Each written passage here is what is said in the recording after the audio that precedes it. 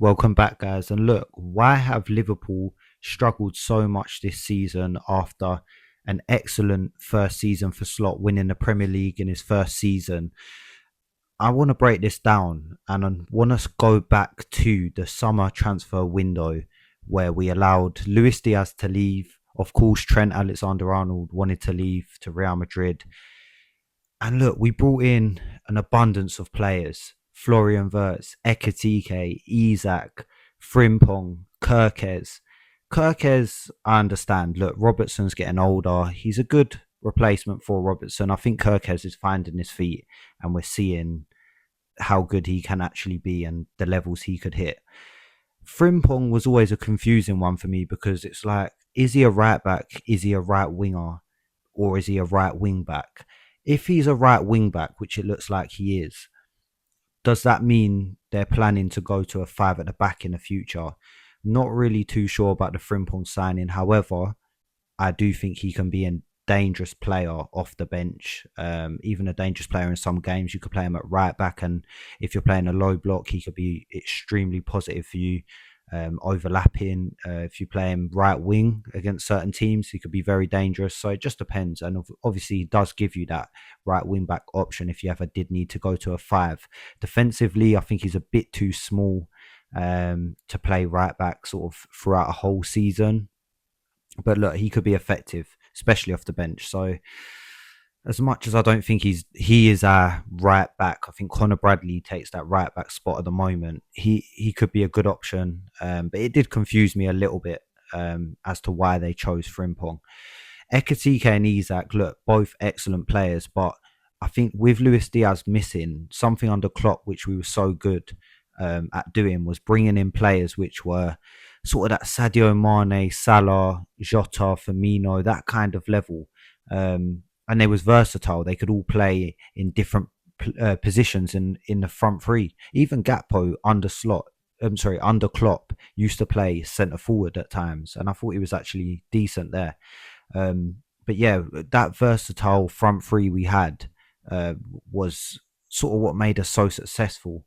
Bringing in Isak and Ekatike when they're both just strikers, okay, that's fair enough. There's nothing wrong with having two strikers, but we are missing a versatile winger so badly. I don't think the sporting directors looked into Gakpo and Salah properly. I mean, look, Gakpo got 18 goals last season, all competitions. Salah got, I believe, 34. Both had standout seasons. I think they was both the top two goal scorers for Liverpool last season. But when you actually watched, like with the eye test, every game, Luis Diaz was the one causing so many problems. He's the one who does the running. He's the one who does the direct play, hits the bar line, does the unpredictable running through the defense.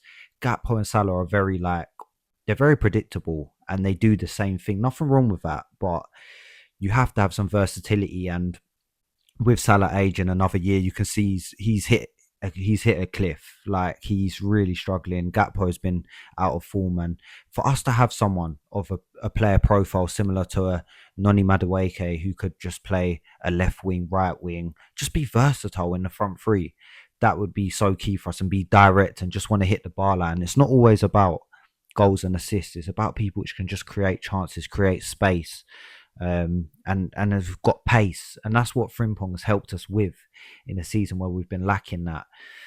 And look, I thought, yeah, we needed a versatile winger going into that window. Of course, we needed sort of like a six to back up Gravenberch. I think Gravenberch looks very leggy when he plays too many minutes, and of course, we needed a centre back. A centre back which could have played in fullback for me would have been a target, because I know Joe Gomez does that, and look, he does it very well, but he's injured for 90% of the season. So somebody who could play like a Gvardiol, what Man City have, Arsenal have it with like Timber.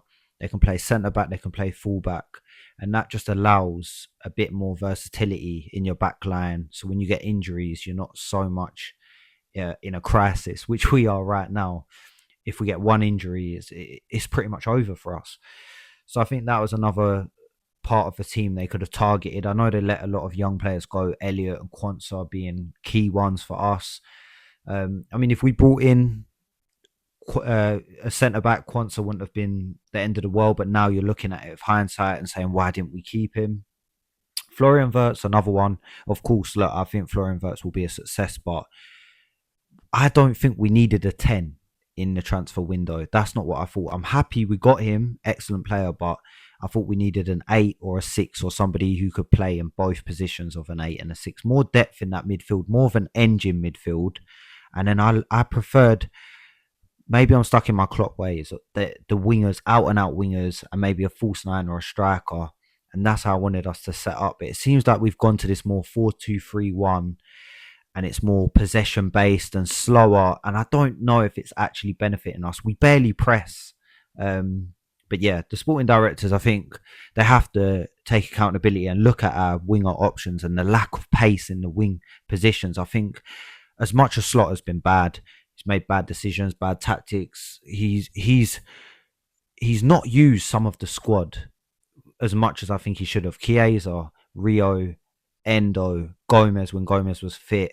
He hasn't used these players. Not saying they're the best players in the world, but sometimes when the first team is so poor, when Gakpo's so poor, when Salah's so poor, you have to take them out, make them fight for their position. Same as centre back, Konate was so poor. Joe Gomez was there, didn't use him. In the midfield, Gravenberch, McAllister looked leggy. Could have brought in Endo. Doesn't have to be for a full 90. Can be for the first 50 odd minutes, and that will make that player step up when they come on. But yeah, I just think Slot, once he doesn't trust a player, that's it. He completely outcasts them. And with Klopp would get the best out of any player. It could be an 18-year-old kid who was bang average. He would get them playing 8 out of 10 performances. So maybe it's just down to man management of Slot. I think he could improve with that, and I think he has to if he's going to be successful at Liverpool. In the long run, of course, he's already won a title. And look, this season isn't over. There's still so much to play for. If we don't get any injuries in defence, obviously Champions League, it seems like we're a little bit more suited for it. There's less low blocks, long throw-ins, and it's not as physical. So Champions League suits us a bit more. Whether we can go all the way, we'll have to see. And as for the FA Cup, we have to try our best in that. And main priority is qualifying for the Champions League top 4 or top 5 this season. We're on Man United and Chelsea's tail now, so I think we will go on to do that. And yeah, look, we know the positions we have to target for the summer. Now, obviously, we brought in a centre back. He looks like he's injured, Jacquet, French international, but we have to bring in a midfielder, maybe a 6 or an 8, someone who can play both, and a winger who can play on either wing. They have to be able to play on both sides, or you have to bring in one for each side, because yeah, it's not good enough right now. And look, we'll just have to see where we finish at the end of this season. But look, there are just a couple of things I wanted to touch on in regards to why I think we struggled a little bit, and yeah, what I think we should have targeted more in the window. But yeah, like, comment, subscribe, and yeah, I'll catch you in the next one.